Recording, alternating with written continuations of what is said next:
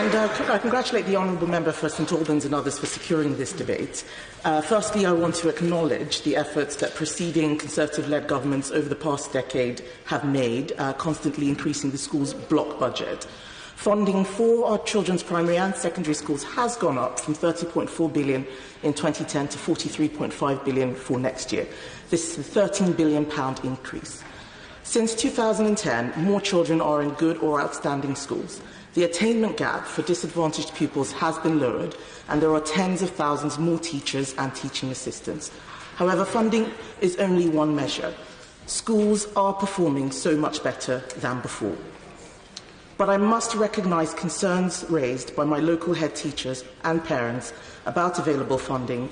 The schools are having to meet costs that they never did before, and I'm speaking today to give them a voice in this chamber. The House of Commons Library estimates that my constituency has benefited from a 6% real terms increase to the school's block funding since 2013, rising from 57 million to 61 million. This is good news, but per pupil funding has gone down, indicating that there are more pupils than before. There is more money, but it is being thinly spread, and this is one reason why school budgets are under more pressure. Locally, head teachers at Helena Romana's Saffron Walden County High and Joyce Franklin schools, among others, have told me about the issues they and their staff are facing.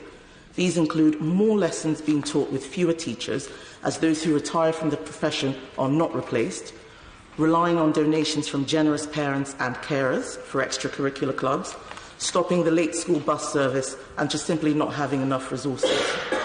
Additionally, while school spending has increased since the end of the last decade and now stands at just under £5,100 per pupil, there have been reductions to sixth form funding and local authority services, which have affected budgets and provision for school transport and pastoral care. Teachers in my constituency continue to do fantastic work despite these pressures, because they are motivated first and foremost by giving children the best possible education.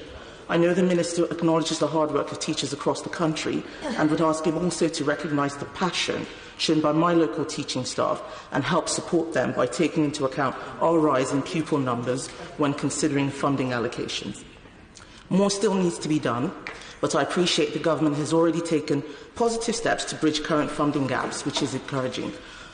Earlier this month, the Secretary of State also wrote to colleagues to confirm that the Government will be funding all state-funded schools, further education and sixth form colleges to cover increased employer contributions in the Teachers' Pension Scheme, helping to relieve pressure on schools.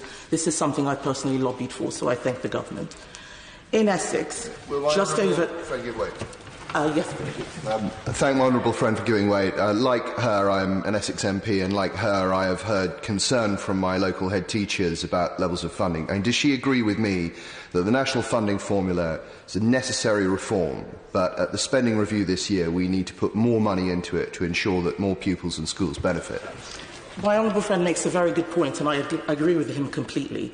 In Essex, just over 13,000 new school places have been added alongside 7 new free schools and a further 8 schools to follow. There is a need for more funding, as my local schools have called for, and I'm pleased that the Government has already started to account for this. Over the next 2 years, total funding in the county will rise by £48.7 million to £855.8 million. This is welcome news and demonstrates continued progress under this Government to improve the quality of teaching. The Government has a record to be proud of in Essex.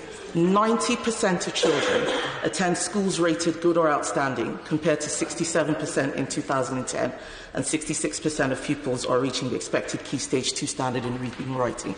Honourable members opposite may laugh, but the truth is that it isn't just the money that's spent, but the outcomes that we measure, and we are doing very well on outcomes. I believe we are asking schools to do much more than they ever have been, and it is only right that we give them much more money to do this. And I encourage the ministers to listen closely to my school's funding concerns. Lynn Brown. Grateful, Madam Deputy Speaker. The pressures that schools face are growing.